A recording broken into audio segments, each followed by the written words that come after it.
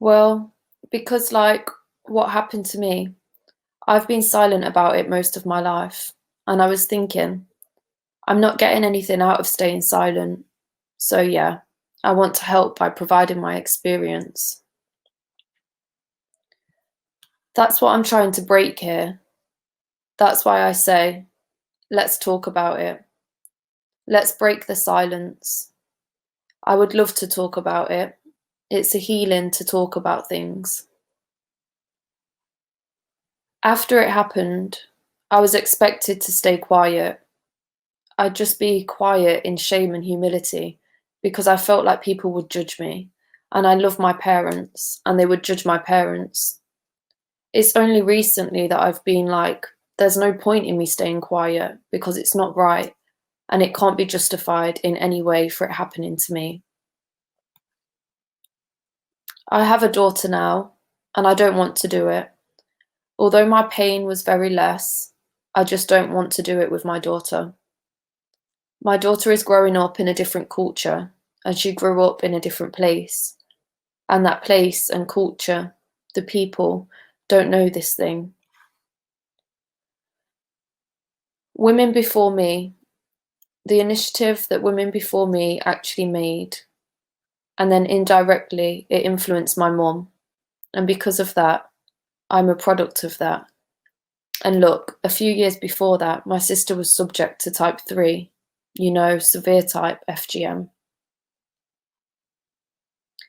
These quotes are from women who participated in my PhD research. They had all experienced female genital cutting, where part or all of the female genitalia is removed for non-medical reasons. Do you know how many women and girls are affected by female genital cutting today? It is estimated that around 200 million women and girls are living with female genital cutting around the world. Female genital cutting, or FGC for short, is carried out for many reasons. But one of the most common reasons in my research was surrounding conforming to gender norms and controlling of sexuality. The women in my research, in one way or another, created, embodied, and lived social change. Some changed their beliefs around ownership of the body. So that instead of this idea of a communal body, where the community get to make decisions about the body, they took ownership and claimed an individual body, where only they could make decisions about their body. Other women dared to speak about their sexual pleasure and advocated women learning their own bodies prior to entering relationships. Some had reconstruction surgery, and others had defibrillation surgery as a way to embody these changes. Most of the women resisted female genital cutting for their own daughters, and some were activists in a traditional sense of raising awareness within the community, but they all equally triggered social change. For decades, women across the world and the continent of Africa have been enabling social change around FGC. An example of this is the Gamco trap in the Gambia. Established in 1984, it has since been campaigning against female genital cutting. They have been working with communities to reach consensus that FGC should not be practiced. And when they do, they hold a dropping of the knife ceremony.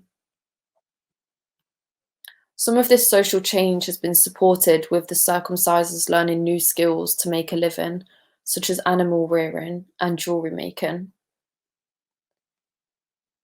Whilst these women are bravely creating social change, I think it's really important that as researchers and academics, we create our own social change. Firstly, we need to recognise as researchers that there is a historical trauma associated to research in many Indigenous and post-colonial communities. We need to be mindful of the triggers that research can have, such as memories of interrogation and exploitation, such as having knowledge stolen and misinterpreted from both historic and current processes of colonisation. Research needs to be a collaboration so that we are researching with and not on communities. Part of decolonising the research process involves pushing back when we receive pushback to change. An example of this is when I told someone I was using intersectionality theory by Kimberly Crenshaw. Their first response was to email me 2 white Swedish female academics who had looked at intersectionality post-Crenshaw. My response, after rolling my eyes, was to question why I would not solely use the work of Crenshaw, given that she had coined the term and brought these intersections of injustice to light, as well as Sojourner Truth with her speech in 1851, "Ain't I a Woman?" In addition to this, we need to stop applying Eurocentric ideas and standards of the body and womanhood, and consider non-Western ideas of the body and community. So, if you're wondering why this presentation didn't start with the traditional introduction of who I am and what I do, it's because I'm participating in my own social change, where you don't hear about me first, but you hear from the women who participated in my research to amplify their voices. Until one day this becomes the norm of research and academia, where we start with the lived experience and narrative as opposed to Western theory. My name is Dr. Paris Connolly, and I studied here at DMU and have lived in Leicester my whole life. But my family haven't, so how did I get here? I am a product of social change.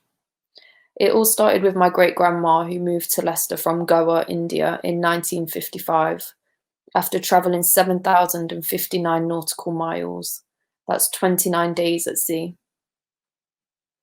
When she arrived in little and cold Leicester, she worked in a light bulb factory. My grandma, who was 5 when she came to Leicester, completed secondary school and later in her life trained as a nurse in auxiliary. It wasn't until my mum went to university to train as a midwife at DMU when I was 11 that I realised I myself could go to university. And I'm the first person in my family to have a PhD, which may not have happened had my great-grandma not made that journey across the sea. My closing message for you is that social change starts with our principles, our mindset, our willingness to step out of our comfort zones for what we believe in. It starts with conversations and our individual actions which create collective, tangible social change. We shouldn't get disheartened if we don't see immediate change. Who knows what impact we will have in generations to come? The social change that you may believe is not having an impact can in fact change the course of the future. It starts with her, it starts with you, and it starts with me. Thank you.